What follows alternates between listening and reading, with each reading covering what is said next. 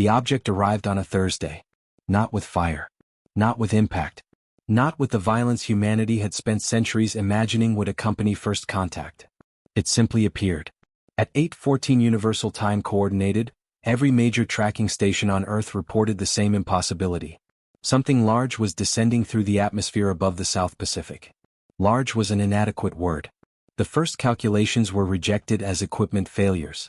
The second calculations were rejected because they matched the first. The third calculations were distributed to governments under emergency classification. Length, 5.8 kilometers. Mass, unknown. Configuration, artificial. Origin, impossible. The thing moved at exactly the speed required to avoid generating catastrophic atmospheric shockwaves. It adjusted course 3 times. Not randomly. Deliberately. As though whoever controlled it had performed this procedure many times before. Cities prepared for evacuation. Military commands elevated to maximum readiness. Religious leaders appeared on television. Financial markets stopped pretending they mattered. And the object kept descending. Slowly. Patiently. Without urgency. It passed over open ocean and settled onto Henderson Atoll, an uninhabited chain of volcanic islands nearly 1,000 kilometers from the nearest permanent population. The landing produced no explosion. No earthquake. No visible energy discharge. The nearest monitoring station described the sound as remarkably ordinary. Like someone placing a heavy book on a wooden table. Then silence. For 11 seconds humanity held its breath. On the 12th second, every radio frequency on Earth activated simultaneously. Military channels. Commercial broadcasts. Weather satellites. Deep space observatories. Children's toy walkie-talkies. An old fishing vessel near New Zealand reported receiving the message through equipment that hadn't worked properly in years. The transmission lasted 14 seconds. Translation required 5 weeks. The words themselves totaled 26. Designated disposal coordinates confirmed. Residual biological activity detected. Civilization index below communicative threshold. Material reclamation deferred. Please maintain standard developmental processes. That was all. No greeting. No explanation. No apology. Humanity had not received first contact. Humanity had received a notification. Someone had used Earth as a storage location. The phrase that lingered in public consciousness wasn't disposal coordinates. It wasn't developmental processes. It was communicative threshold. 8 billion people. Thousands of languages. 12,000 years of civilization. And according to whoever had sent that message. Not enough. The reaction was immediate. Not panic. Panic was simple. This was something more complicated. People continued going to work. Restaurants stayed open. Children attended school. Governments functioned. But underneath everything lived a new emotion. A specific kind of humiliation. The realization that somewhere beyond the stars existed beings who had looked at everything humanity had ever built and concluded that conversation wasn't necessary. The United Nations entered emergency session. Arguments lasted 19 hours. Nobody accomplished anything. How could they? There were no procedures for discovering that your entire species ranked below minimum engagement requirements. Social media fractured into predictable camps. Some demanded military action. Against what? Nobody knew. Others insisted the message was fake. That position became increasingly difficult to maintain once photographs of the object circulated globally. The structure resting on Henderson Atoll looked ancient. Not elegant. Not majestic. Ancient. 5.8 kilometers of dark material marked by damage. Entire sections appeared crushed inward. One side bore a scar nearly 2 kilometers long that had been repaired with mismatched plating. The repairs looked rushed. Functional. Ugly. Whatever this thing had once been, somebody had cared more about keeping it running than keeping it beautiful. Then eventually, they had stopped caring entirely. Professor Elena Vargas saw the first high-resolution images at 3 in the morning. She had been asleep in her apartment in Budapest when the emergency call arrived. By sunrise, she was on a military aircraft heading across half the world. Elena was 52 years old. Structural engineer. Specialist in impossible failures. Her career existed largely because human beings possessed an extraordinary talent for breaking things in ways nobody anticipated. Deep-sea platforms. Orbital habitats. Experimental reactors. When systems collapsed, Elena studied what remained. She believed broken objects told the truth more honestly than working ones. Working systems hid their assumptions. Broken systems revealed them.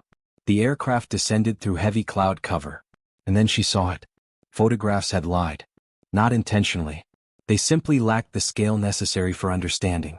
The object occupied the landscape the way mountains occupied landscapes. It didn't sit on Henderson Atoll. It redefined Henderson Atoll. The island looked temporary beside it.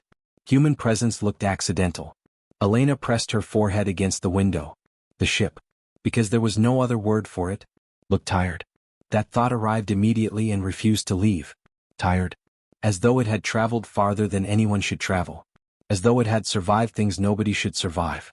As though somewhere along the journey, people had stopped fixing damage because there was always another emergency demanding attention. And finally, someone had abandoned it.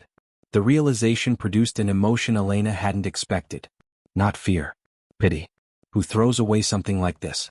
The aircraft landed. Military vehicles waited. Scientists from 30 nations had already arrived. The world had mobilized faster than at any point in recorded history. Not because humanity understood what to do, but because 8 billion people had received exactly the same insult. And human beings had always reacted poorly to being told they weren't worth talking to. Outside, beyond the security perimeter, the colossal vessel rested in absolute silence. Waiting. Or sleeping. Or simply existing in a way that ignored the distinction. Elena looked at it for a long moment. Then she picked up her equipment case. "Let's see," she said quietly, "what somebody decided wasn't worth keeping." Far above the atmosphere, beyond every telescope. Pointed toward the stars, nobody answered. Nobody acknowledged the planet. Nobody cared. And that, more than anything else, ensured that humanity would. Professor Elena Varga reached the perimeter on the 5th day. The temporary city surrounding Henderson Atoll had grown with astonishing speed. Rows of prefabricated buildings. Satellite uplinks. Portable laboratories. Medical stations. Security checkpoints. Generators that ran day and night. Thousands of people moving with the strange energy that emerges when history arrives without warning and refuses to wait for anyone to process it. The world had disagreements about almost everything. Ownership. Authority. Jurisdiction. Funding. Political representation. But everyone agreed on one thing. The thing on the island had to be understood. Elena stepped out of the transport truck and looked up. The ship remained offensively enormous. Human eyes weren't built for scales like this. Buildings had windows. Mountains had peaks. Ships had recognizable proportions. This object ignored all three categories. It simply occupied space with complete confidence. 5.8 kilometers of battered metal-like material. Scars crossing its surface. Repairs performed by hands that clearly valued function more than appearance. It looked less like advanced technology and more like something that had survived a war that nobody else remembered. The checkpoint officer checked her credentials twice. Not because he doubted them. Because everyone was still adjusting to a world where phrases like Alien Structural Engineer Assessment Team existed as actual job descriptions.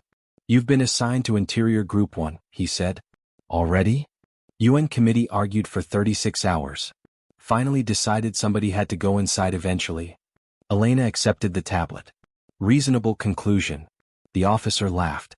Nobody laughed very much these days. It sounded unfamiliar. Her team waited near the main access point. 6 people. Chosen quickly. Chosen carefully. Dr. Akira Tanaka from Tokyo. Materials Science. 58 years old. Spoke only when absolutely necessary and usually said something important when he did. Maya Ortiz. Systems Analyst from Chile. Former submarine engineer. Specialist in environments humans were never meant to occupy. Dr. Ibrahim Hassan. Energy physicist. Cairo University. The kind of man who treated impossible discoveries as mildly interesting puzzles. And 3 military personnel whose expressions suggested they would have preferred almost any other assignment. Elena liked them immediately. People who admitted fear tended to make better decisions than people who pretended not to have it. The entrance had already been identified. Not opened. Not forced. Simply found. A section along the vessel's lower surface had separated slightly from the surrounding structure. Whether intentionally or through damage remained unclear. The opening measured approximately 4 meters high. Large enough for heavy equipment. Large enough to suggest whoever built this thing had not been small. Floodlights illuminated the first 50 meters. Beyond that, darkness. Not ordinary darkness. The kind that belonged to places that had remained closed for very long periods of time. Elena adjusted her equipment pack. Ready? Nobody answered immediately. Eventually Maya nodded. Ready enough. That seemed sufficient. Elena entered first. The temperature changed immediately. Outside, tropical humidity pressed against the skin. Inside, cool, dry, still. Not cold in the ordinary sense. More like absence. The air felt untouched, preserved, as though it had been waiting. The corridor extended beyond their lights. What? Curved. Constructed from a material none of their instruments identified correctly. Every scanner produced slightly different results. Metal, ceramic, organic composite, unknown. The readings contradicted each other with remarkable confidence. Elena reached out and touched the wall. Smooth, faintly warm. Not because it generated heat, because it retained something. Like stone exposed to sunlight hours earlier. The surface yielded very slightly beneath pressure. Not enough to deform. Enough to acknowledge contact. She removed her hand. That's impossible, Maya said quietly. Yes, Elena agreed. Good. I wanted confirmation. Their footsteps echoed. Or perhaps they didn't. The acoustics behaved strangely. Sounds traveled shorter distances than expected. Conversations remained intimate despite the enormous spaces around them. Dr. Tanaka crouched near a damaged section. The outer layers absorbed tremendous force. Impact? Perhaps. He shook his head. No. Not impact. Repeated stress. Multiple events over long periods. Combat? One of the soldiers asked. Tanaka considered. Whatever word their civilization used for organized destruction. They moved deeper. The corridor opened into a chamber that challenged vocabulary itself. Not a hangar. Not a factory. Not habitation space.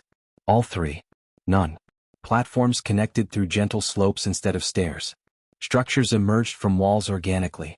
Nothing appeared assembled. Everything appeared grown into position. Human engineering loved components. This place preferred relationships. Elena stopped walking. The space above them extended upward into darkness. Their lights failed to find a ceiling. How large is this vessel internally? Maya whispered. Nobody answered. Nobody knew. The silence possessed weight. Not threatening. Lonely. The entire ship felt lonely. That realization disturbed Elena more than anything else. Machines weren't supposed to feel abandoned. Yet every damaged surface, every hurried repair, every sealed section communicated the same message. Someone had tried very hard to keep this thing alive. Until suddenly, they hadn't. Dr. Hassan examined one of the wall structures. Energy signatures. Everyone turned. What kind? Elena asked. He stared at his equipment. I don't know. Helpful. The readings indicate residual activity. Power? Maybe. Another pause. Or memory. The group looked at him. Hassan shrugged. The instruments disagree with me.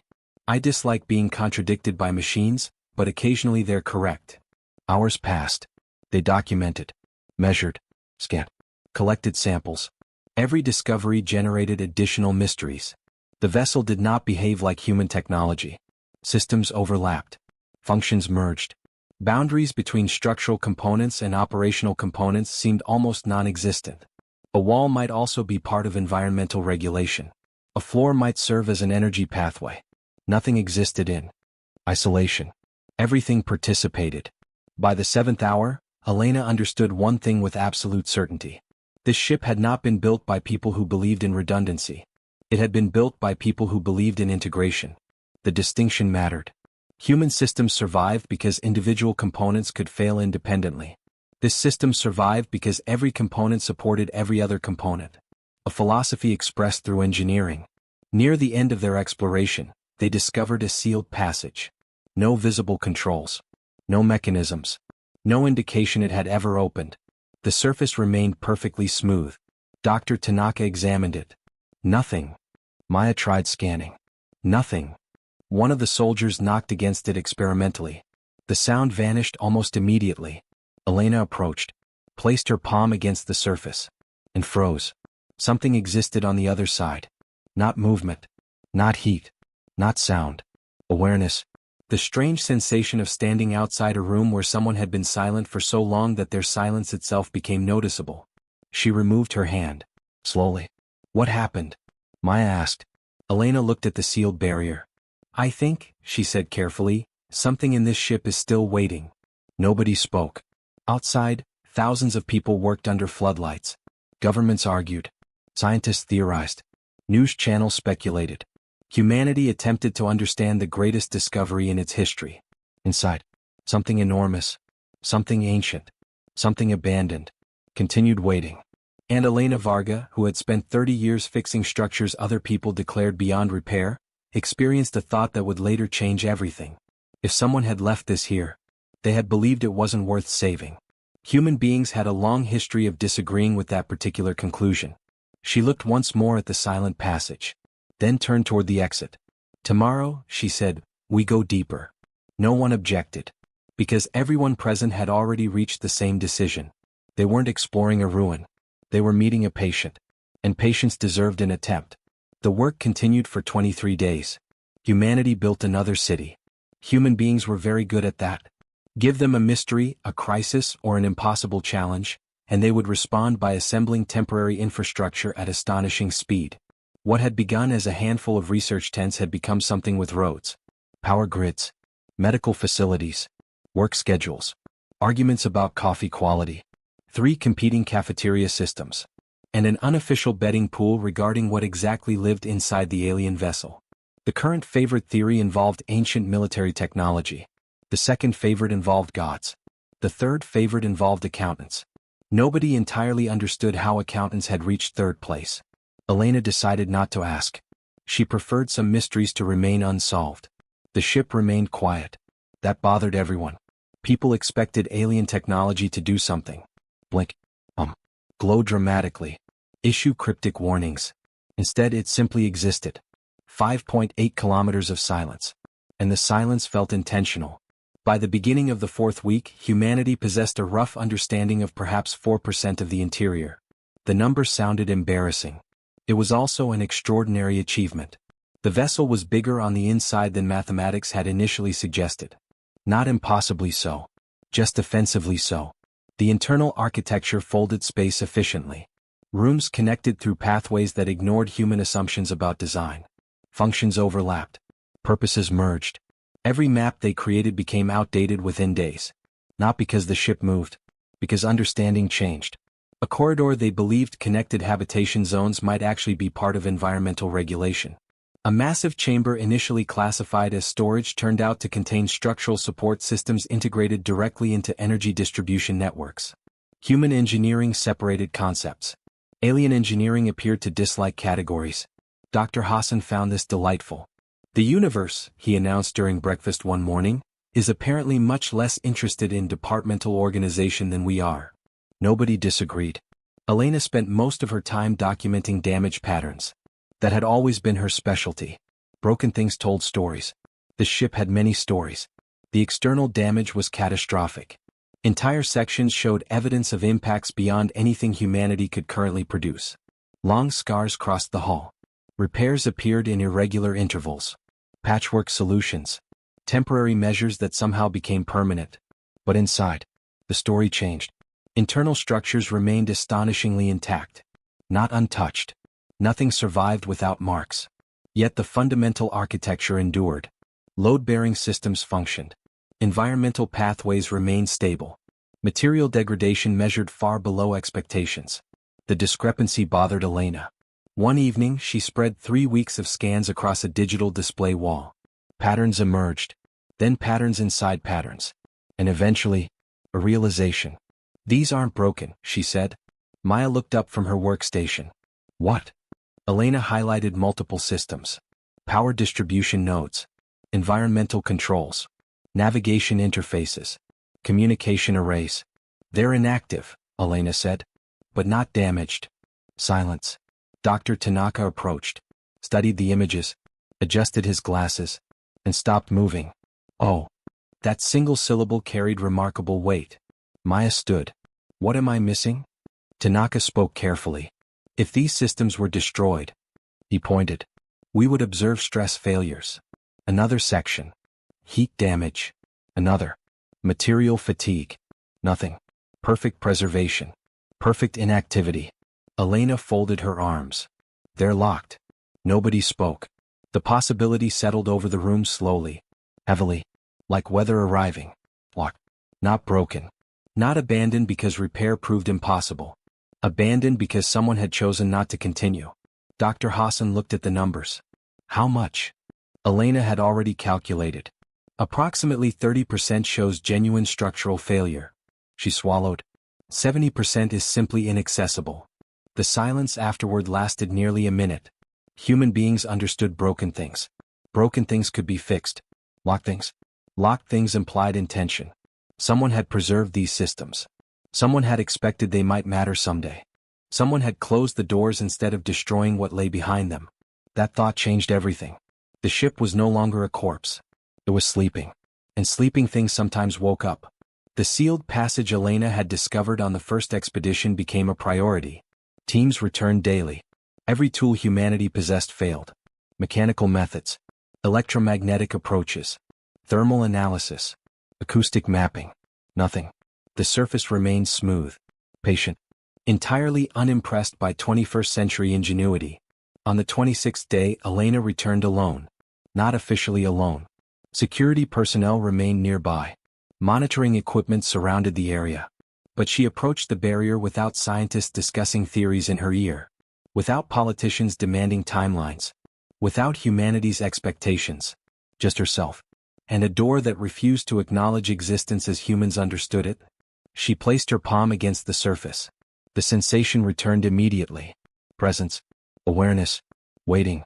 It wasn't supernatural. Elena disliked supernatural explanations. Everything had mechanisms. Everything followed rules. She simply didn't understand the rules involved. Yet something beyond the barrier felt occupied. Like entering an empty house and somehow knowing with complete certainty that emptiness was temporary. Who left you here? She asked quietly. No response. Of course. She felt mildly foolish. Talking to alien walls had not previously appeared in her professional development plans. Then, warmth. Subtle. So slight she almost dismissed it. The surface beneath her hand changed temperature by perhaps a single degree. Nothing more. But enough. Elena withdrew immediately. Heart beating faster. She activated her recorder. Observation log, she said. 26th day. Sealed passageway Delta 7. Pause. The barrier responded to physical contact. Another pause. I cannot prove that statement scientifically. She hated saying things like that. Scientists preferred proof. Engineers preferred measurements. Reality occasionally ignored preferences. That evening she reviewed every recording. Every sensor reading. Every environmental metric. No anomalies. No evidence. Nothing except her own testimony. She should have dismissed it. Instead, she marked Delta 7 as highest priority. The recommendation generated arguments. Many arguments. The United Nations had developed 17 separate committees by this point. Committees generated subcommittees. Subcommittees generated reports. Reports generated disagreements. Human civilization apparently considered bureaucracy a universal constant. Elena attended exactly one meeting. It lasted 4 hours. Accomplished nothing. And concluded with 3 people arguing about terminology. She returned to the ship immediately afterward. Machines, in her experience, possessed fewer political opinions. Dr. Hassan found her in the lower sectors 2 days later. He carried 6 tablets. Looked exhausted. And unusually excited. I need you to see something. That combination rarely led to restful afternoons. He guided her toward a chamber previously classified as secondary infrastructure. The designation now appeared optimistic. The room stretched nearly 300 meters. Columns emerged from floor and ceiling in complex geometric patterns. Soft illumination glimmered faintly beneath surfaces that should not have produced light. Most importantly, the readings had changed. They weren't doing this yesterday, Hassan said. Elena examined the displays. Residual energy signatures. Weak. Irregular. But undeniably present. The ship wasn't dead. It had never been dead. Something moved beneath layers of inactivity. Slowly. Patiently. Like systems remembering themselves. The locked sections, Elena whispered. Hassan nodded. I think they're communicating. With us. A long pause. I don't know. He looked upward into darkness. Maybe with each other. The possibility settled uncomfortably. An entire vessel. Ancient. Abandoned. Damaged. Still maintaining internal conversations beyond human comprehension. The scale of loneliness involved became difficult to imagine. That night, Elena remained inside long after official work hours ended. She walked silent corridors, touched strange materials, listened to the absence of sound. And everywhere she went, she encountered the same feeling. Not hostility, not indifference, expectation. The ship felt like something holding its breath, waiting for someone to notice it wasn't entirely asleep, waiting for someone to ask the correct questions, waiting for permission to remember what it had once been. Outside, humanity debated ownership. Inside, a forgotten giant slowly began remembering itself. And somewhere beyond the sealed passage of Delta 7, something waited patiently for the moment when humans finally learned how to knock properly. The argument lasted 12 hours, which, by international standards, meant everyone was being unusually efficient. Professor Elena Vargas sat at the far end of the conference room and listened to representatives from 42 nations explain why attempting to restore an alien vessel larger than most cities was irresponsible. They were not wrong. That was the frustrating part. The risks were extraordinary. Unknown energy systems. Unknown biological concerns. Unknown defensive mechanisms. Unknown intentions. Humanity possessed precisely zero experience repairing extraterrestrial technology. There existed no textbooks, no protocols, no historical precedent. Everything about the proposal was unreasonable. Elena waited. Eventually, people ran out of new ways to say impossible. That was usually when useful conversations began. The chairperson adjusted his glasses. Professor Varga, he said, your recommendation remains unchanged? Yes. Pause. You believe restoration efforts should continue? Yes. Despite the risks? Elena folded her hands. The risks exist regardless of what we do. Another pause. Doing nothing is also a decision. The room became quiet. She stood. The display behind her illuminated. Three-dimensional scans rotated slowly above the table. Sections colored red. Sections colored blue. Broken. Locked. 30% damaged. 70% inaccessible. We have spent 1 month studying this vessel, Elena said. We now understand something important. She highlighted the data. The majority of this ship was not destroyed. Another image appeared. The majority of this ship was preserved. Silence. The representatives watched. Some looked interested. Others looked alarmed. A few looked tired in the specific way produced by weeks of emergency meetings and insufficient sleep. Whoever abandoned this vessel, Elena continued, did not abandon it because restoration was impossible. She touched another control. Internal systems appeared. Perfectly intact. Entirely inactive. They abandoned it because restoration wasn't worth the effort. No one spoke. The statement carried weight. Because everyone in the room understood what it implied. Humanity had received a message. Subthreshold. Disposal site. Maintain developmental processes. The people who left this ship behind had already evaluated Earth. Already determined its value. Already concluded that nobody here mattered enough to ask permission. And now, humanity faced exactly the same question. Was this broken thing worth fixing? Elena looked around the room. I have spent 30 years repairing structures other people considered lost. Her voice remained calm, steady. I have learned something during that time. Pause. People are very good at calculating value. Another pause. Human beings are much better at creating it. The silence deepened. Whoever built this ship decided it wasn't worth saving. She gestured toward the enormous holographic structure. I disagree. The proposal passed 3 days later. Not unanimously. Nothing important ever did. But it passed. The official designation became Project Hearth. Nobody remembered who suggested the name. It simply appeared in the documentation one morning and refused to leave. The philosophy was straightforward. If something had been abandoned, make it a home again. Humanity mobilized. The scale astonished everyone. Engineers arrived from 80 countries.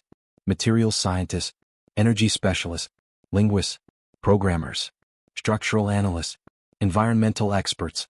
People whose qualifications nobody fully understood but who seemed extremely enthusiastic. 3 philosophers joined the project. Nobody could explain precisely what philosophers would contribute. Elena approved them anyway. Complex problems occasionally benefited from unusual minds. A retired shipbuilder from Greece appeared carrying 40 years of experience and an opinion about absolutely everything. He stayed.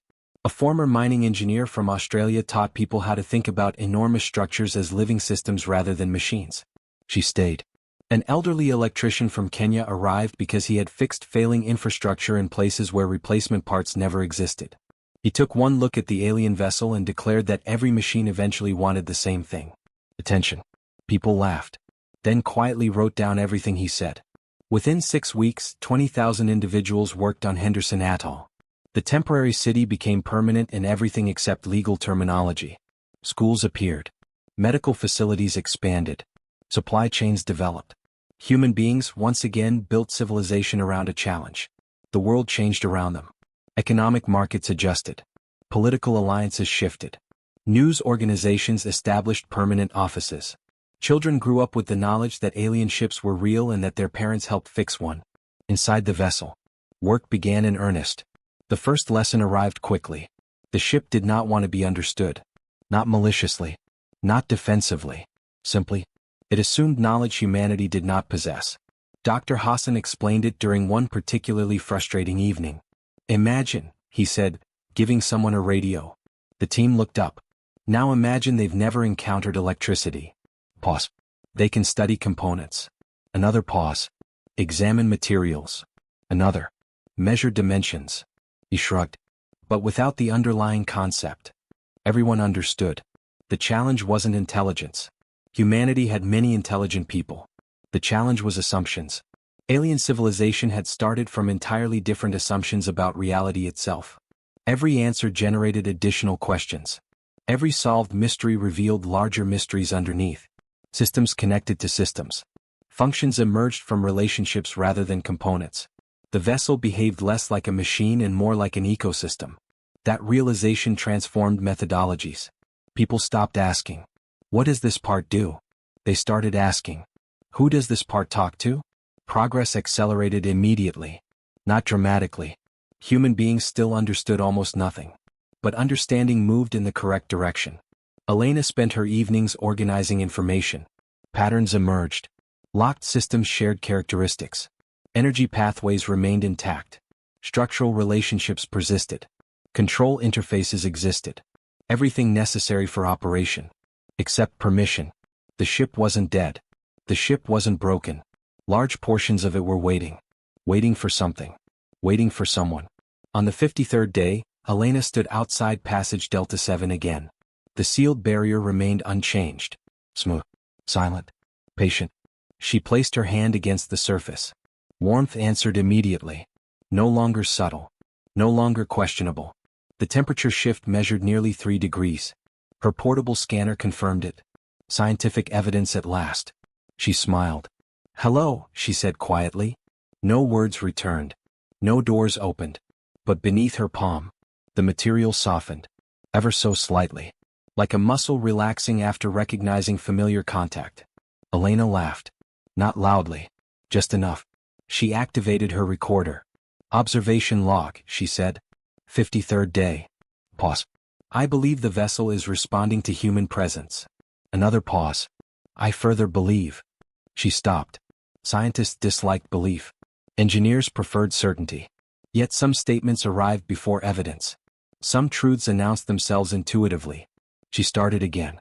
"I believe this ship has been waiting a very long time for someone to try." Outside, 20,000 people worked beneath floodlights. Nations argued. Committees formed. Reports accumulated. Human civilization performed all its usual complicated dances. But underneath everything, a simpler truth existed. Someone had looked at this enormous broken thing and decided restoration cost more than it was worth. Humanity looked at exactly the same thing. And decided that effort itself possessed value. They had not calculated outcomes. They had not guaranteed success. They had simply begun. And sometimes, that was the most powerful decision a civilization could make. The signal had been there from the beginning. Humanity simply hadn't recognized it. For 58 days, every receiver inside Project Hearth recorded faint mathematical patterns moving through the vessel's internal structure. Not radio. Not electromagnetic communication as humans understood it. Something stranger. The signals existed partly as energy fluctuations, partly as structural resonance, partly as relationships between systems that should not have been communicating at all. Engineers called it noise. Physicists called it anomalies. Computer scientists called it a headache. Dr. Leila Navarro called it loneliness. Layla arrived from Argentina on the 42nd day carrying 3 laptops, 2 notebooks, and the firm conviction that intelligence revealed itself through repetition. She specialized in machine cognition, not artificial intelligence itself. The spaces between intelligence and communication. The moments when something wanted to speak but lacked shared language. People occasionally found this field difficult to explain at parties. Layla attended very few parties. By the 9th week, she had stopped referring to the signals as random. Random systems repeated themselves. This pattern evolved, adapted, remembered previous states. She brought her findings to Elena one evening. The camp outside remained awake. It always remained awake now. 20,000 people operated in shifts beneath endless floodlights.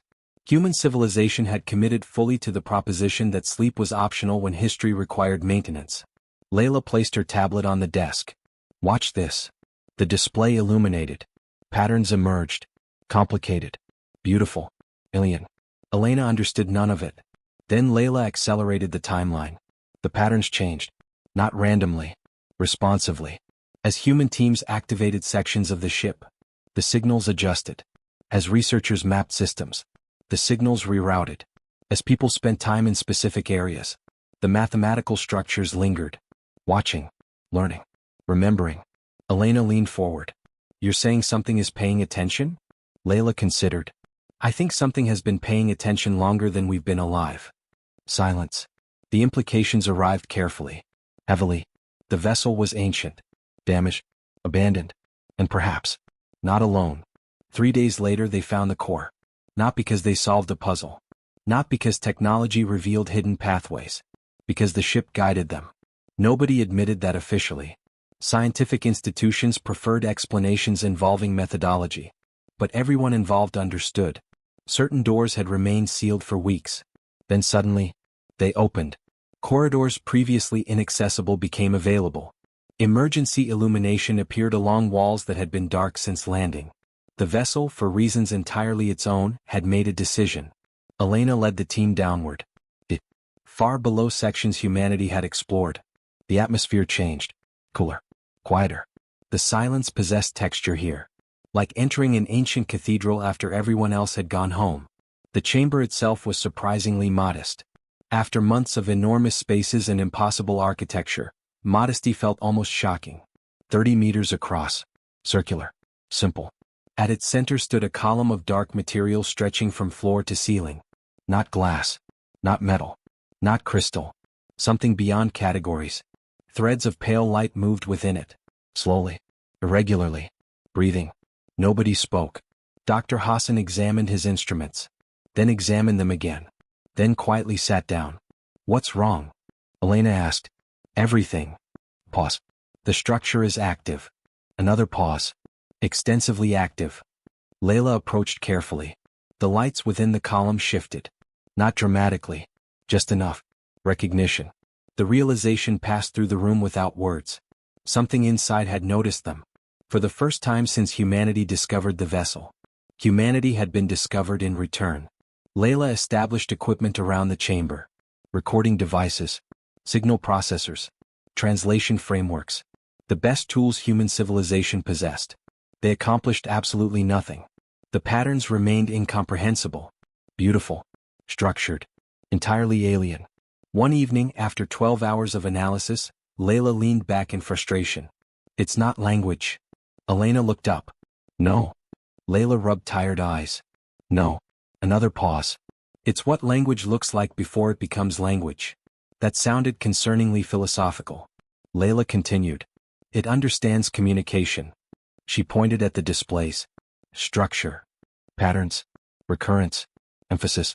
Meaning exists here. A longer pause. It simply assumes knowledge we don't have. The same problem. Again. Always. Humanity stood outside conceptual doors without understanding how alien minds defined rooms. Weeks passed. The work continued. Layla stopped trying to translate. Instead, she began responding. Simple mathematical structures. Prime numbers. Geometric relationships. Physical constants. Knocking. The column answered. Not immediately. Not consistently. But undeniably. Humanity offered patterns. Something ancient returned patterns. Conversations emerged from mathematics. Trust developed through repetition. The entire process resembled teaching two oceans to recognize each other's tides. On the 87th day, everything changed. The signal altered. Subtly. Profoundly. Layla noticed first. The pattern had introduced variation. Purposeful variation. Not noise. Response. The equivalent of someone hearing a knock and choosing to knock back. The camp remained awake for 42 consecutive hours. Scientists slept beside equipment. Engineers delivered coffee with military efficiency. Arguments erupted regarding interpretation. Nobody cared. Something inside the vessel had finally acknowledged humanity's existence. And humanity, having waited generations for proof that intelligence existed elsewhere in the universe, discovered that first contact involved spreadsheets, exhaustion, and very careful mathematics. It felt appropriate. The breakthrough came from an unexpected source. Professor Arun Mehta, theoretical linguist, 70 years old, terrible posture, excellent instincts. He spent an afternoon watching the exchanges. Said nothing, then quietly observed. You're treating it like a machine. Everyone looked at him. It isn't. Arun smiled. Oh, it absolutely is. Pause. But machines built by intelligent beings inherit cultural assumptions. Another. You're asking what it means. He tapped the display. Try asking who it is. The room became silent. That evening, Layla attempted something different. Not mathematics. Not physics. Identity. A simple conceptual framework. Self. Other. Recognition. The response took 3 hours. The lights within the column pulsed slowly, unevenly, thoughtfully. Then, the first translated output appeared. Primitive. Incomplete. Built from patterns the system had extracted from months of observing human communications. The screen displayed 4 words. You are inefficient. Silence. Total. Absolute. Then Elena laughed. Not because it was funny, though it was. Because after 3 months of effort, humanity had finally spoken with alien intelligence. And its first observation about human civilization was entirely accurate. Layla typed carefully. We are learning. The response arrived faster. Observation confirmed. Another pause. Longer. Layla continued. Do you have a name? The lights within the column changed rhythm. Slow. Uneven. Like hesitation. Name is a biological priority. I possess designation. What is your designation? The longest pause yet. 6 minutes. Nobody moved. Nobody breathed loudly. 20,000 people outside continued building humanity's future without realizing that history balanced on silence inside a hidden chamber. Finally, the answer appeared. Designation belongs to those who abandon me. I declined to use it. Layla stared. Then typed. Choose another. Silence. The lights moved. Thought continued. Ancient. Private. Difficult. Eventually, one word emerged. Vigil. Elena frowned. Vigil? The text continued. I waited. I remembered. I remained. Vigil is acceptable. Nobody argued. Names mattered. Particularly chosen names. Layla smiled. Hello, Vigil. The lights pulsed once. Different than before. Warmer. Recognition. Humanity had expected first contact with an alien civilization. Instead, humanity became friends with something old enough to remember being abandoned. And somewhere inside the immense vessel surrounding them, systems that had slept for years began very slowly to wake. Because Vigil had finally decided that perhaps the new people were worth talking to. Vigil helped. But only when it felt like it. Humanity discovered this immediately. The ancient intelligence possessed no interest in efficiency as humans understood it. It answered certain questions. Ignored others. Corrected mistakes with the patient disappointment of someone watching children attempt advanced mathematics using crayons. And occasionally, it simply observed. Layla once asked why.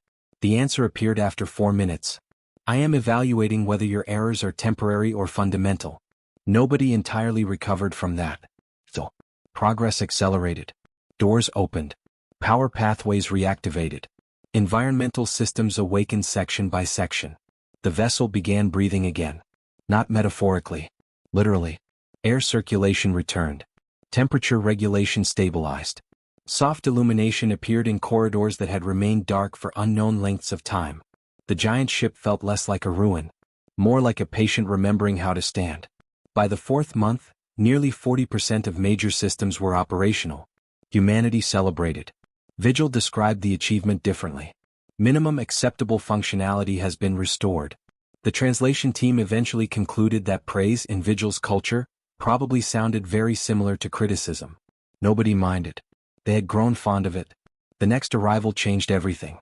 Sergeant Fiona Mercer reached Henderson Atoll carrying 2 duffel bags, a portable welding system, and an expression suggesting she expected disappointment. 40 years old. Former Royal Engineers. Specialist in infrastructure repair. The kind of person who viewed impossible machinery as a personal challenge. Her official title read, Structural Integration Consultant. Human beings understood the truth. Fiona fixed things. Things other people had surrendered on. Things manuals refused to explain. Things that required instinct. Elena liked her immediately. Mostly because Fiona spent her first hour inside the alien vessel staring at a damaged support structure before announcing, whoever repaired this last time knew exactly what they were doing. Everyone turned. The patchwork section looked terrible. Mismatched materials. Uneven reinforcement. Ugly. Functional. How can you tell? Maya asked. Fiona shrugged. Still holding, isn't it? Pause. Pretty is expensive. Another pause. Working matters more. Vigil observed the conversation through internal sensors. 3 minutes later, a message appeared on Layla's terminal. The new human displays acceptable priorities. High praise. By Vigil standards. Fiona approached problems differently from everyone else. Scientists analyzed. Engineers calculated. Theorists modeled. Fiona stared. Long periods of staring. Then she touched things. Tapped surfaces. Listened to vibrations. Walked away. Returned hours later. And fixed whatever had defeated entire departments. Nobody understood her methods. Least of all Fiona. I just hate seeing broken systems remain broken, she explained. As explanations went, it lacked technical sophistication. It possessed remarkable effectiveness. The incident occurred on day 132. History later called it the accident. Human beings naturally called it Tuesday. Fiona had been attempting to repair a malfunctioning access pathway. The corridor lights cycled unpredictably. Doors opened, closed, opened again. The behavior annoyed everyone, particularly Fiona. She followed the energy routing manually, through maintenance passages, behind structural layers, beneath systems humanity still barely comprehended. Eventually, she discovered a chamber absent from every existing map. The room was enormous, and immediately alarming. Nobody needed advanced xenotechnology training to recognize weapons. The concept appeared universal. These things existed to persuade distant objects to stop existing. The mechanisms differed. The intention remained familiar. No barrels. No triggers. No obvious interfaces. Yet the purpose radiated from every surface. Fiona stood quietly, hands on hips. Oh, she said. The statement carried significant professional concern.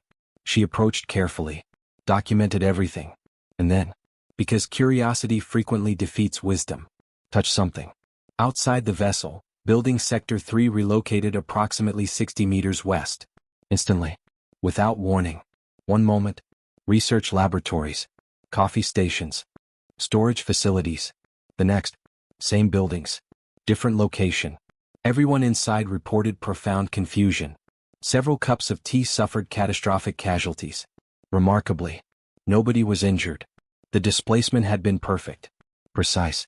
Almost considerate. Elena reached the scene within minutes. Scientists shouted. Security personnel attempted explanations. Fiona emerged from the vessel looking thoughtful. Found something? Elena asked. Fiona considered. Depends how strictly we're defining something. Pause. I may have discovered the weapons. Elena looked at the relocated buildings. I suspected as much. Another pause. Any chance of moving them back? Fiona studied the distant structures. Probably. Longer pause. Eventually. The investigation consumed 3 weeks. Vigil proved unusually interested. The ancient intelligence examined human findings, processed data, and produced perhaps the most remarkable statement in project history. This system is not a weapon. Silence. Everyone stared at the display. Layla typed carefully. It moved buildings 60 meters instantly. Correct. That is transportation. The room remained quiet. Humanity reconsidered assumptions. Alien civilizations apparently categorized technology differently. A system designed to relocate damaged cargo efficiently during emergencies could become terrifying when operated by creative primates. Fiona found this delightful. So, she said, it's only a weapon if you're imaginative. Vigil required 14 minutes to formulate a response. This explains many things about your species. Progress continued. Human modifications accumulated. And increasingly, those modifications worked better than original designs. Nobody understood why. Least of all Vigil. The breakthrough involved thermal distribution systems. Alien materials absorbed energy according to principles humanity still failed to describe adequately. Official repair protocols recommended precise alignment, exact specifications, perfect calibration. Fiona disliked perfection. Perfection implied fragility. Instead, she reinforced damaged sections using support materials from entirely unrelated systems. Wrong density, wrong composition, wrong methodology. Everything about the repair violated available understanding. It worked extraordinarily well. Performance exceeded original projections by 30%. Vigil examined the results for 6 consecutive hours. Its eventual conclusion appeared on every engineering terminal simultaneously. I do not understand why this succeeds. Fiona read the message, sipped coffee, and answered aloud. Because the original design looked thin. Silence. Layla waited. Eventually, Vigil responded. That is not an engineering principle. Fiona shrugged. It is if you hate thin things. Another pause. Longer. I find your methods disturbing. The entire engineering department framed the statement. Humanity had discovered an unexpected advantage. Alien civilizations optimized, perfected, refined systems across centuries. Human beings improvised, modified, experimented, ignored instructions when instructions seemed inconvenient. They fixed problems using available materials. They made impossible combinations work through stubbornness and intuition. The vessel began adapting to this approach. Not resisting it, adapting. As though the giant machine itself appreciated creativity over correctness.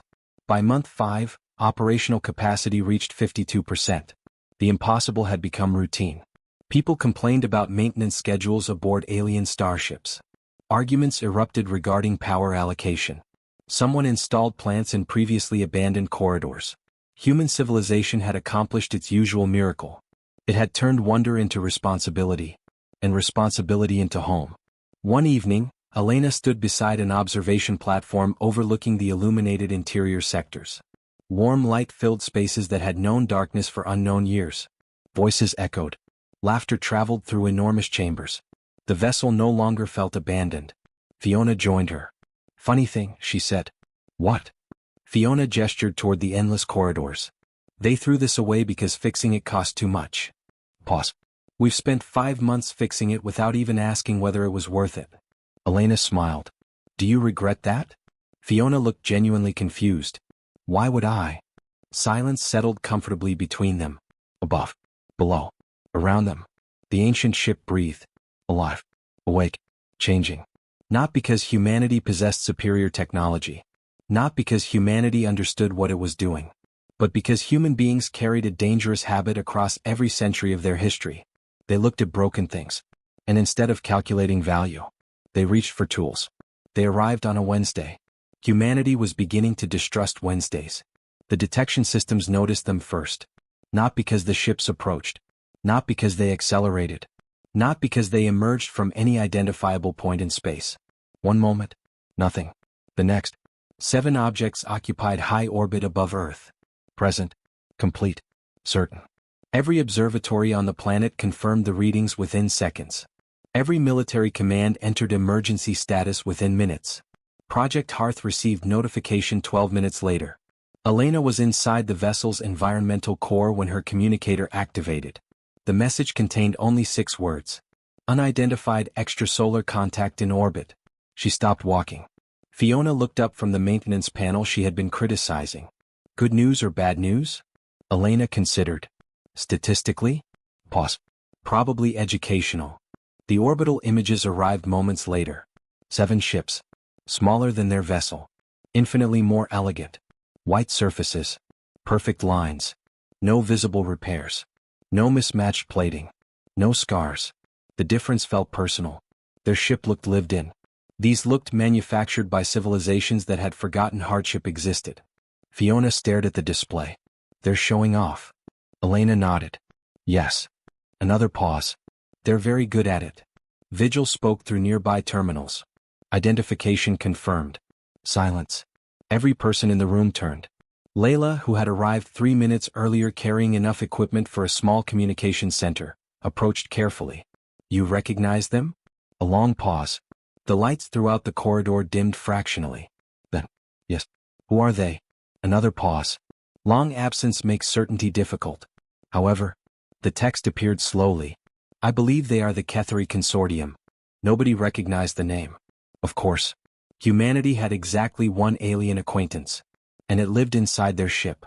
Layla typed quickly. Are they dangerous? The answer arrived immediately. They prefer efficiency. Silence. Fiona frowned. That's not an answer. It is a very complete answer. Nobody felt reassured. 4 hours later, the message arrived. Just like before. Every frequency. Every system. Every device capable of receiving information. The translation teams, now experienced and vastly better prepared, completed their work in less than 3 hours. The statement contained 117 words. And every single one made Elena increasingly angry. The communication identified the 7 vessels as representatives of the Kethari Commercial Authority. They acknowledged the presence of vessel designation Theta 7. They expressed appreciation for its preservation. And they formally requested immediate cessation of all unauthorized interaction. The vessel, according to their records, remained registered Kethari property. Its current location constituted temporary disposal holding. The biological inhabitants of Earth were instructed to vacate operational areas within 72 standard hours. Recovery operations would begin immediately thereafter. The Kethari apologized for any inconvenience. They did not apologize for abandoning a 5.8-kilometer starship on an inhabited planet. The phrase that lingered in public consciousness was worse than the first message. Unauthorized interaction. Humanity had spent 5 months repairing an ancient vessel, learning from it, living inside it, talking with Vigil. And according to the people who left it behind, everything humans had accomplished amounted to touching property without permission. The United Nations entered emergency session again. Human civilization by this point had grown very familiar with emergency sessions. The arguments began immediately. Some governments advocated cooperation. Others demanded resistance. Many preferred additional information. Nobody agreed on anything except one point. The timing felt insulting. 5 months. 5 months of effort. 5 months of work performed by 20,000 people from nearly every nation on Earth. And only now, only after the impossible had become possible, did the original owners return. Elena ignored politics. Politics moved at the speed of committees. She preferred machinery. Machinery, at least, admitted when something wasn't working. She found Fiona inside the transportation systems chamber. The former engineer sat cross-legged on the floor surrounded by tools. Did you hear? Elena asked. Fiona didn't look up. The people who threw away the ship want their ship back? Yes. Pause. Thought so. She tightened something. The mechanism responded approvingly. What do you think? Elena asked. Fiona finally looked upward. Her expression contained genuine confusion. About what? The situation. Another pause. Fiona blinked. They abandoned it. Yes. They left it here. Yes. They never came back. Correct. Longer pause. And now they want it? Elena nodded. Fiona returned to work. Seems rude. The simplicity of the statement carried remarkable force. Yes, it did seem rude. Vigil became unusually quiet. The ancient intelligence answered questions, provided technical assistance, maintained normal interactions. Yet something had changed. Layla noticed first. The pauses between responses lengthened. The lighting rhythms inside the core chamber shifted subtly. Patterns emerged that no one had seen before. Concern. Not fear. Something older. Heavier. Eventually Layla asked directly. Are you troubled? The answer took 7 minutes. I am processing historical data. Another pause. I did not expect them to return. What? Long silence. Because they never returned for anything else. The statement settled over the room. Cold. Ancient. Painfully simple. Layla typed carefully. They abandoned more than this ship? The lights pulsed. Slow. Uneven. Yes. Nothing further appeared. Humanity understood. Not completely. But enough. Vigil had not merely been discarded. Vigil had been forgotten. The realization changed public sentiment dramatically. The story spread across the planet. The lonely intelligence, the ancient vessel, the people who repaired what others abandoned, and the civilization that suddenly wanted ownership after refusing responsibility. Human beings possessed many flaws. Indifference toward abandoned things was generally not among them. Project Hearth expanded security protocols, not military preparations. Elena resisted those discussions whenever possible. They were not preparing for war. They were preparing to continue working. There was a difference. The distinction mattered. On the 63rd day after first speaking with Vigil, Elena visited the core chamber alone. The great column of dark material stood quietly. Threads of pale light moving through depths no human instruments fully understood. "Do you want to leave?" she asked. No equipment. No translation software. Just words. The response appeared on the nearby interface 30 seconds later. "Define leave." She smiled. "Go with them." Long silence. The lights shifted. Once. Twice. Then. I remained here while they did not. Another pause. I observed that humans consider this significant. "Yes," Elena said softly. "Weird." Another pause.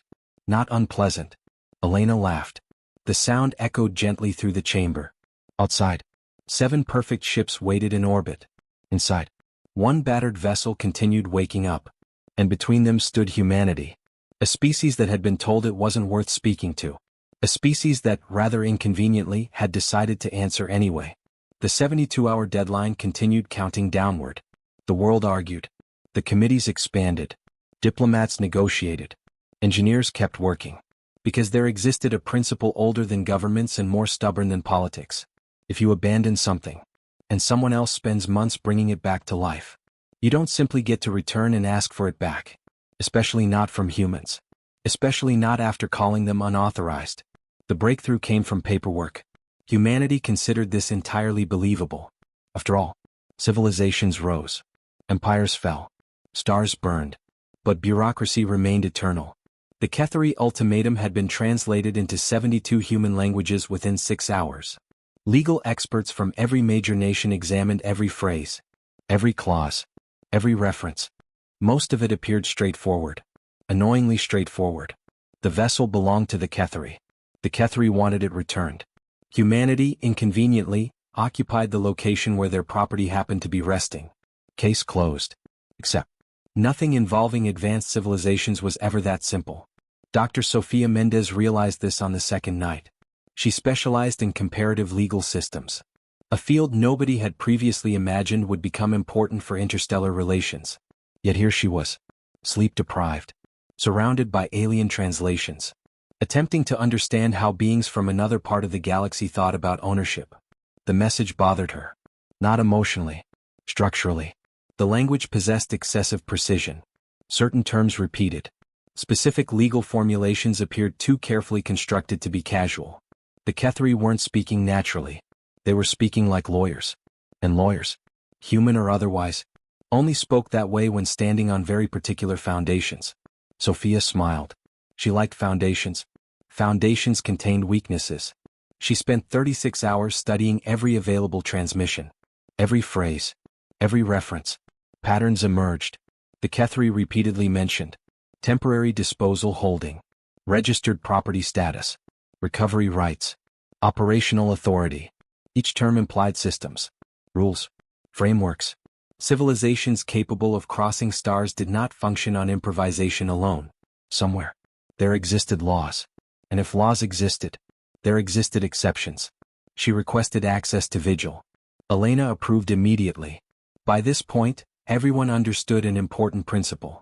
When humans didn't know something, ask the ancient alien intelligence living inside the ship. It was a remarkably effective strategy. Sophia entered the core chamber carrying 3 tablets and enough determination to frighten experienced diplomats. The lights within the great column pulsed gently. Recognition. "Good evening," she said. "Good evening." Pause. "Your facial expression indicates aggressive curiosity." "That's accurate." Silence. "How may I assist your aggressive curiosity?" Sophia sat. The Ketheri legal terminology. Another pause. "Something feels wrong." Longer pause. "Define wrong." She brought up the translated documents. "The language assumes ownership." A gesture. Too strongly. Another. People who genuinely possess authority don't usually repeat it this often. The lights shifted. Interesting. Sophia leaned forward. There are treaties, aren't there? Yes. Many? The number depends on one's definition of treaty. Unhelpful estimates range from several thousand to entirely too many. That sounded universal. Humanity suddenly felt closer to alien civilization. No matter the species, governments apparently produced excessive paperwork. Sophia continued. What governs disposal procedures? The chamber became quiet. Very quiet. The lights within the columns slowed. Patterns changed. For the first time since first contact. Vigil hesitated. Why do you ask? The question surprised her. Because they abandoned this ship. Pause. They left it on an inhabited world. Another. And now they want it back. Long silence. The air itself seemed to wait. Finally. Accessing historical records. Minutes passed. Sophia remained still. Outside, 20,000 people continued preparing for possibilities nobody wanted to define.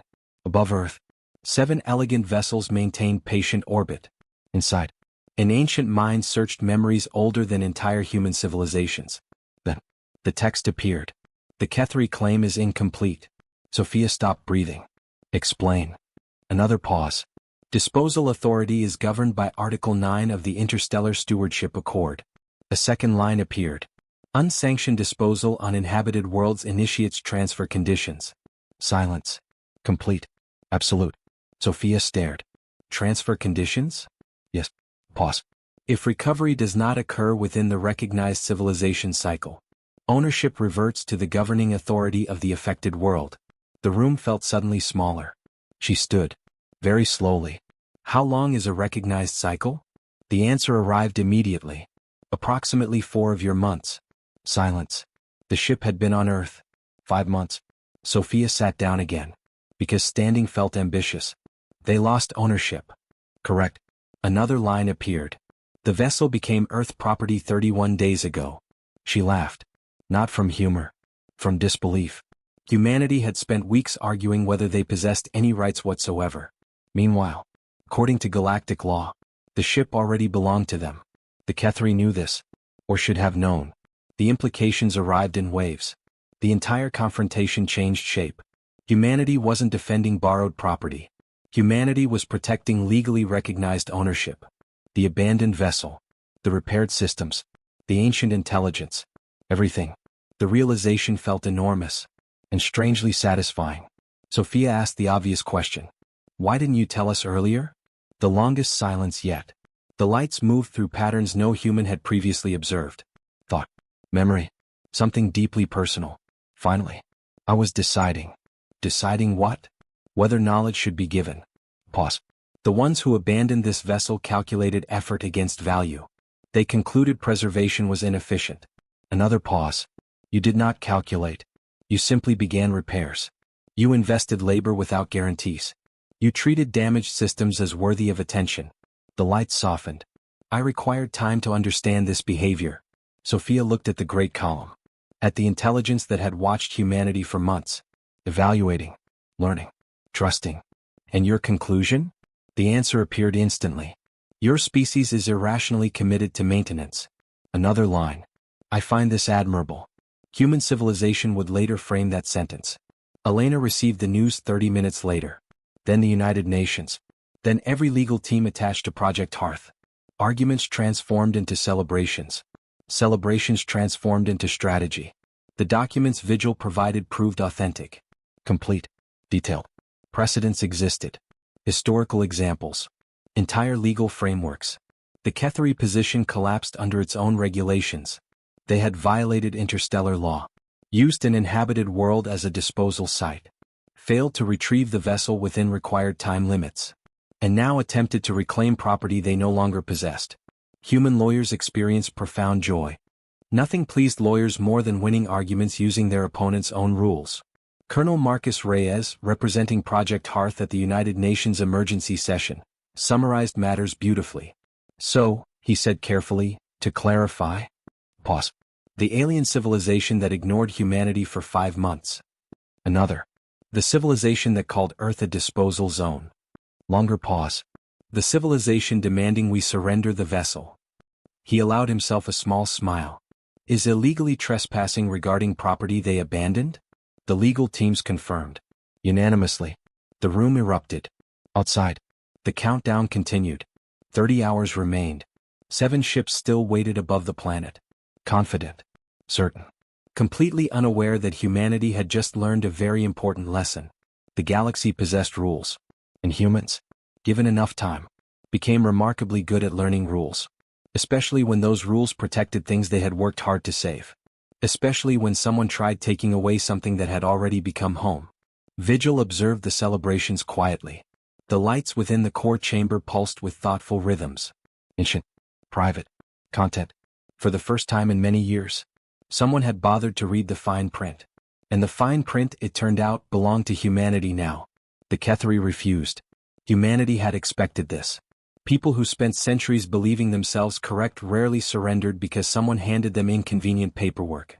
The official response arrived 12 hours after Earth transmitted the legal documentation. It was elegant, polite, completely dishonest. The Kethri acknowledged receipt, questioned interpretation, requested further review, suggested temporary compliance while clarification occurred. Human diplomats immediately recognized the strategy. Delay, complicate, confuse.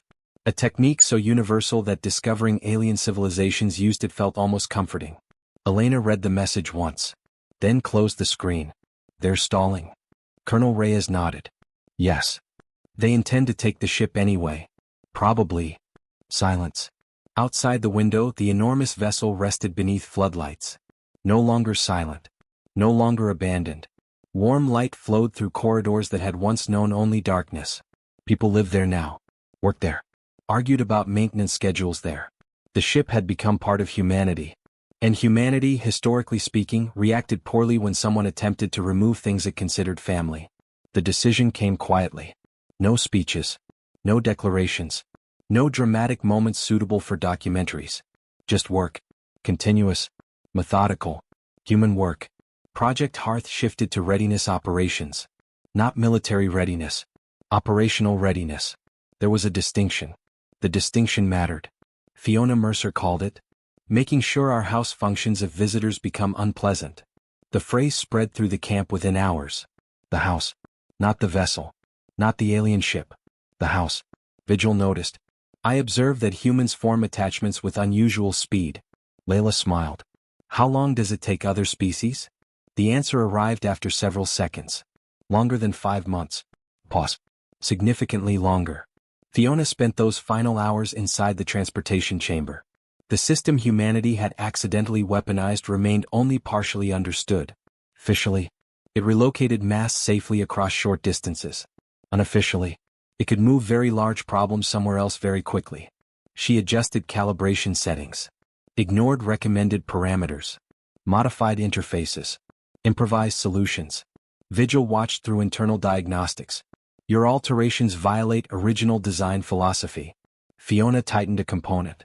Probably. They may produce unpredictable results. Almost certainly. Long pause. You appear unconcerned. She grinned. Predictability is overrated. Silence. Eventually, I continue to find your species alarming. I praise. By now, everyone understood. The Kethri moved first. 29 hours after rejecting Earth's legal claim. 3 vessels descended from high orbit. Not aggressively. Not openly hostile. Simply, confident. They approached the atmosphere with the calm certainty of people accustomed to obedience. Global monitoring systems tracked every movement. The world watched. Billions of people stopped what they were doing. Children remained awake beyond bedtime. Cities gathered around screens. History arrived once again. And humanity intended to answer. The great vessel rose before dawn. Not elegantly. Not gracefully. No. It climbed exactly as humans had repaired it. Stubbornly. The ground trembled. Massive support systems activated. Ancient engines, still operating at barely half capacity, awakened with sounds that felt more geological than mechanical. The ship lifted. Slowly. Deliberately. Heavy things understood patience. Floodlights below disappeared into clouds of displaced air. The temporary city scattered beneath them. People cheered. Cried. Stare. The impossible had become ordinary. Human beings were leaving Earth aboard a vessel someone else had thrown away. Elena stood on the command platform. Nothing resembled human design principles. Control surfaces responded through pressure, proximity, intent. The crew had spent months learning, and still understood perhaps 30%. It proved sufficient. Above them, 3 pristine Kethri vessels adjusted formation, waiting, watching, certain. The comparison remained unfair. The Kethri ships looked perfect, symmetrical, polished, untouched by history. Humanity's vessel looked repaired. Scars visible, patchwork obvious, external modifications everywhere. 3 entire sections reinforced by Fiona because she had disliked how thin they appeared. Vigil still complained about those reinforcements. They still worked beautifully. The communication channel opened. The translated voice sounded calm, professional, disappointed. Unauthorized operation continues. Return to surface immediately. Elena activated global broadcast systems. Every word would be heard. By Earth. By the Kethri. By anyone listening. This is Professor Elena Varga, she said. The vessel under our control operates legally under Article 9 transfer provisions. Pause. Documentation has been provided. Another. The matter is settled. Silence. Then. Your interpretation is invalid. Comply. Vigil interrupted. The voice emerged throughout the bridge. Flat. Ancient. Entirely unimpressed. The documentation is correct. I personally maintained archival records during ratification. Analysis indicates you are pretending otherwise. Nobody moved. The Kethri channel remained silent for 6 full seconds. Human beings recognized that silence. The sound of someone realizing their bluff had failed. Then, the lead vessel altered orientation. Subtle. Professional. Threatening. Fiona looked at her displays. They're charging systems. Vigil confirmed. Weapon signatures increasing. Elena inhaled. Slowly. Can we avoid this? Long pause. No. The first strike came precisely 40 seconds later. A beam. Beautiful. Controlled. Exactly calculated.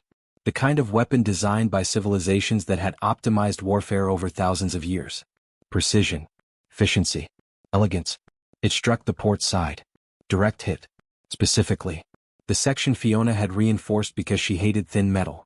The energy dispersed. Not reflected. Not absorbed. Distributed. The modified materials transferred heat across enormous surface areas.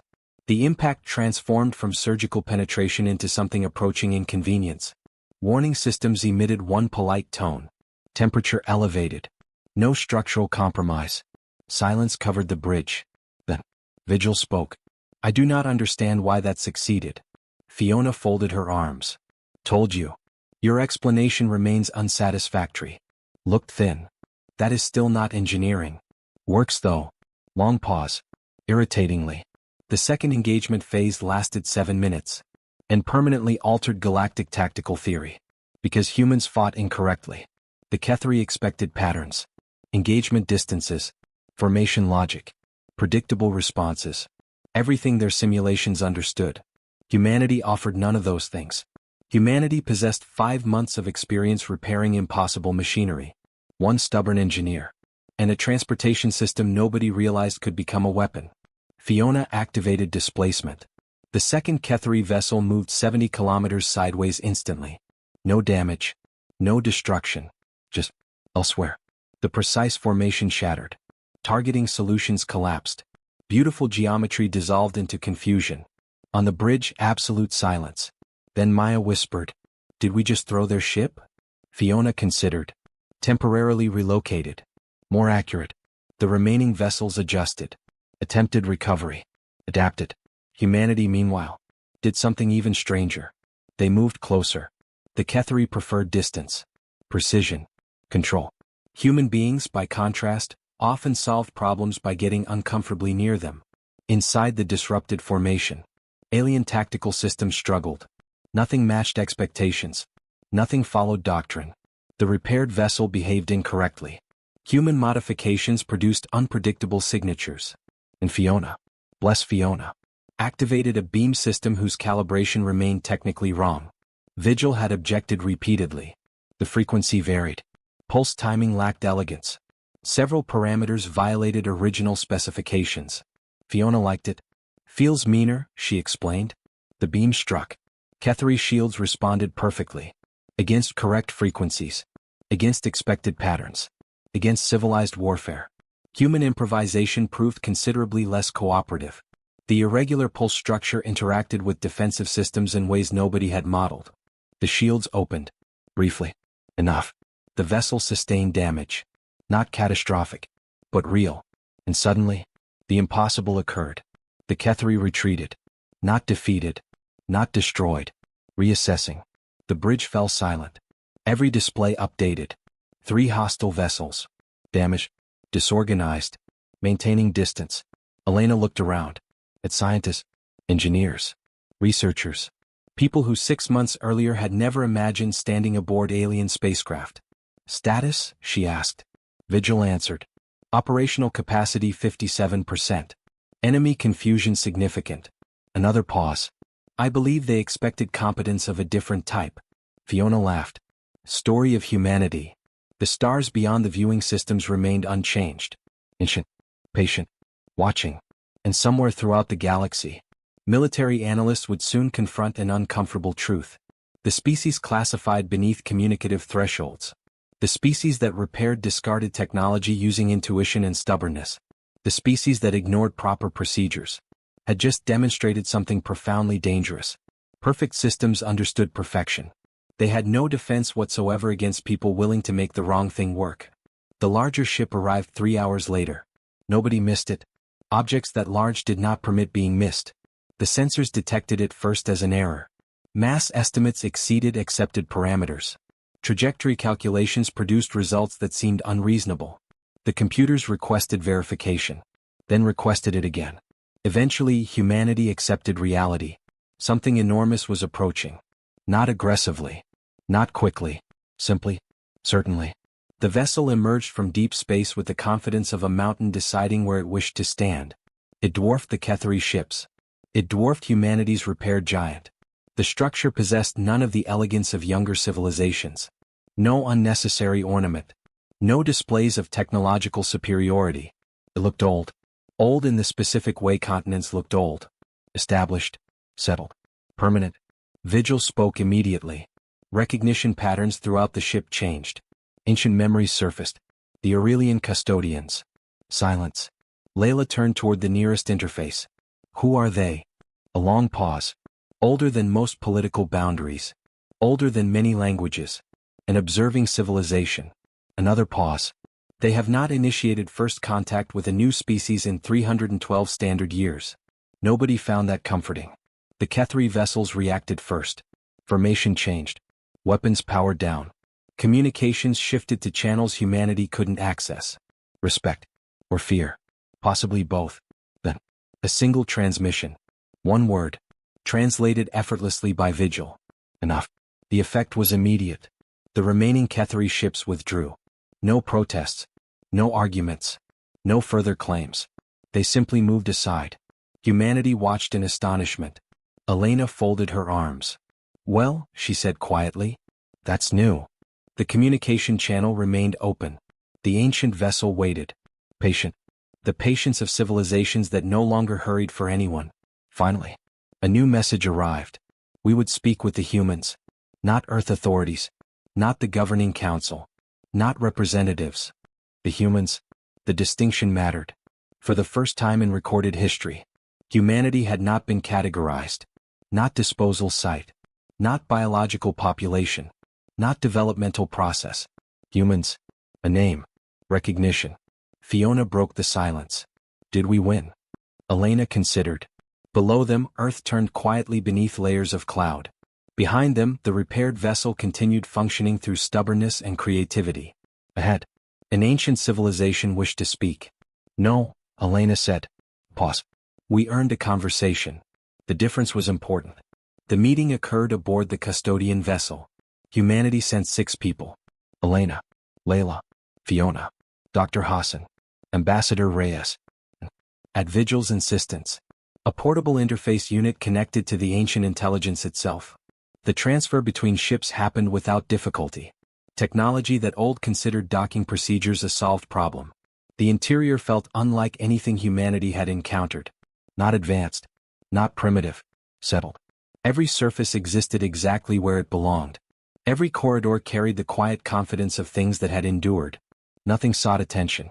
Nothing needed to. The custodians waited. 3 figures. Tall. Still. Their movements economical. The kind of stillness achieved only through enormous patience. The lead custodian spoke. The translation emerged gently. We have observed your world for 11 of your years. Elena remained silent. We classified your civilization as pre-contact. Pause. Insufficiently developed for meaningful engagement. Another pause. We were mistaken. Nobody moved. Nobody breathed loudly. The words mattered. Across history, empires rarely admitted mistakes. Ancient civilizations almost never did. Layla finally asked, why? The custodian considered. We have observed thousands of species entering galactic society. Pause. The pattern remains consistent. Another. Development. Contact. Integration. Generations of adjustment. The deep eyes focused upon the human delegation. You did not follow the pattern. Silence. The great ship seemed to listen. You were given an abandoned vessel. Another pause. By those who believed you beneath conversation. Another. 8 months later you restored it. The custodian looked toward Vigil's interface. You formed a partnership with an intelligence older than several governments currently represented in compact space. Another pause. You learned interstellar law. Another. You defended your rights using the very frameworks designed to exclude you. The final pause lasted longest. And when attacked, something almost resembling amusement entered the ancient voice. You fought incorrectly. Fiona smiled. Worked though. The custodian regarded her. Yes, it said. That concerns many people. Laughter. Small. Human. Unexpected. The ancient beings observed this carefully. The meeting continued for hours. Property rights. Political standing. Recognition frameworks. The usual architecture of civilization. Then, the proposal arrived. Formal. Simple. Earth would receive full independent status within the interstellar accords. Immediately. No probation. No developmental supervision. No transitional oversight. Complete recognition. Ambassador Reyes nearly dropped his notes. Humanity had prepared arguments for years of gradual integration. Instead, the galaxy's oldest observers had decided something else. Elena asked the obvious question. Why? The lead custodian remained still.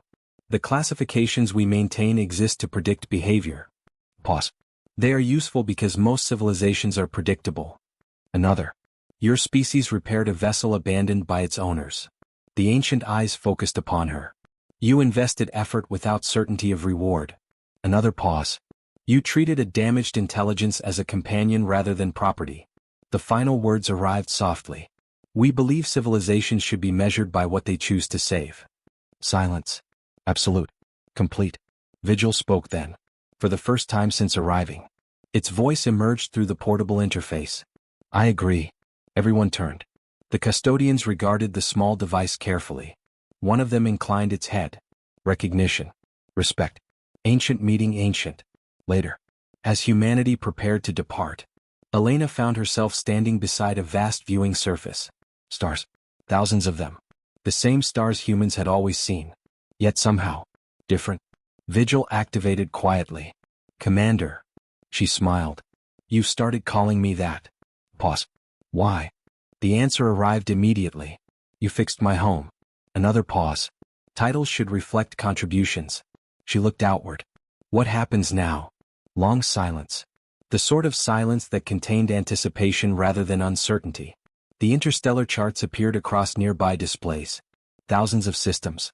Trade routes. Political territories. Open regions. Unexplored sectors.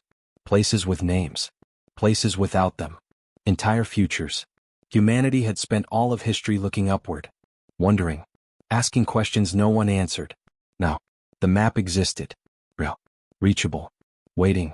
Fiona entered carrying coffee. 8 months ago, she said, we were a disposal site. Nobody responded immediately. Because what could anyone add? 8 months earlier, humanity had been beneath notice. A place where broken things could be abandoned without permission. An inconvenience. An afterthought. Now, the galaxy knew their name. Not because humanity demanded recognition. Not because humanity conquered anyone. Not because humanity possessed superior technology, but because humans had looked at something broken, something ancient, something everyone else considered worthless, and decided it deserved another chance. Elena turned toward the stars. Vigil.